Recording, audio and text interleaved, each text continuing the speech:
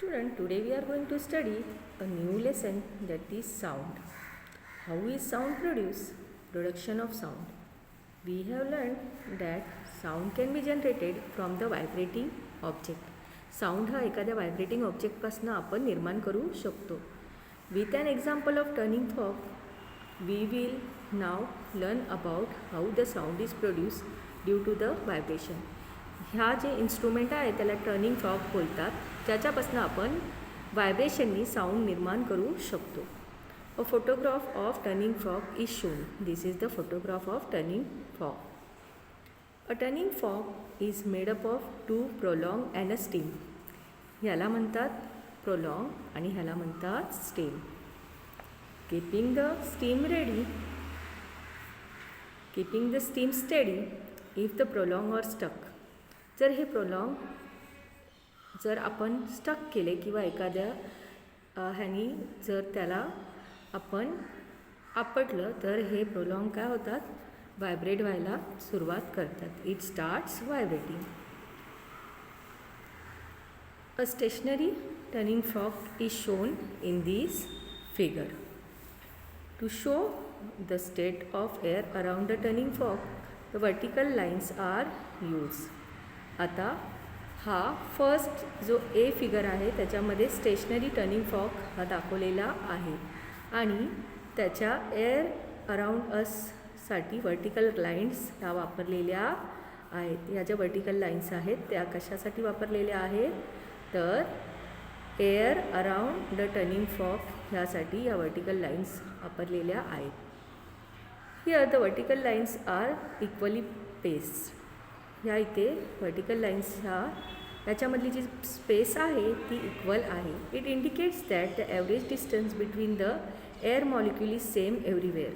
यानी आपण सांगू शकतो की ॲव्हरेज डिस्टन्स एअर मॉलिक्यूलमध्ये सगळीकडे हा सेम आहे.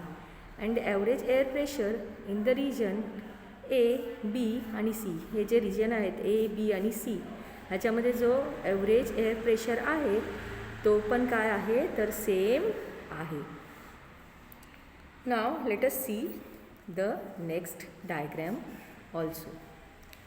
If the steam is kept steady and the prolong are stuck, the prolongs are set into vibration. जर ह्या स्टीमला तसंच ठेवलं आणि प्रोलॉंगला जर आपण व्हायब्रेट केलं तर ते काय होणार, व्हायब्रेट व्हायला सुरुवात होणार. It means that they are set into periodic motion in forward and backward direction. We will see step by step the result of such motion. During the vibration, the prolongs are turning fork go away from each other. जेव्हा ते व्हायब्रेशनमध्ये येतात तेव्हा ह्यांचे turning frock जे आहेत ते एकमेकांपासून दूर जातात आणि परत जवळ येतात, as shown in the figure. The air outside the prolong is compress. अशा वेळी जी आउटसाइड एअर आहे ती कॉम्प्रेस होते. And the pressure are increase, आणि प्रेशर तिथे इन्क्रीज होतो. Such a state of high pressure is created in region A in the figure. बघा, हाय प्रेशर हा ए रिजनमध्ये क्रिएट झालेला आहे. The region in which the air is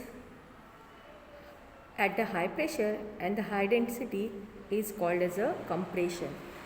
जिथे air pressure high आहे तिथे त्या रिजनला बोललं जातं compression. In the next step of vibration the prolong of the fork comes close to each other. यावेळी परत तो प्रोलॉंग जवळ येतो. इथे बघा, इथे हा प्रोलॉंग लांब गेलेला आहे पण इथे परत तो जवळ आलेला आहे, as shown in the figure 15-C. हा जो सीचा फिगर आहे त्याच्यामध्ये प्रोलॉंग हे जवळ आलेला आहे. In this case the air molecule near the prolong gets more space to move. Air molecules जे आहेत त्यांना जास्त स्पेस मिळते. As a result away from each other. As a result the air pressure in this region, म्हणजे region A, decreases.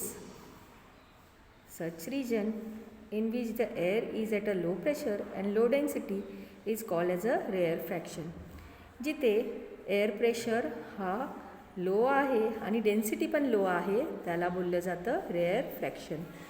जिथे density आणि air pressure जास्त होता म्हणजे ह्या रिजनमध्ये त्याला बोललं जातं कॉम्प्रेशन. आणि जिथे एअर प्रेशर आणि डेन्सिटी ही लो आहे त्याला बोललं जातं rare fraction. So I think you must have understood about the compression and rarefaction. However, the air molecules in this region which were in compressed state earlier, म्हणजेच figure बी मध्ये the region A transfers their energy to the air molecules in the next region. Region A काय करतो? Transfer करतो air molecules दुसऱ्या रिजनमध्ये म्हणजे region बीमध्ये.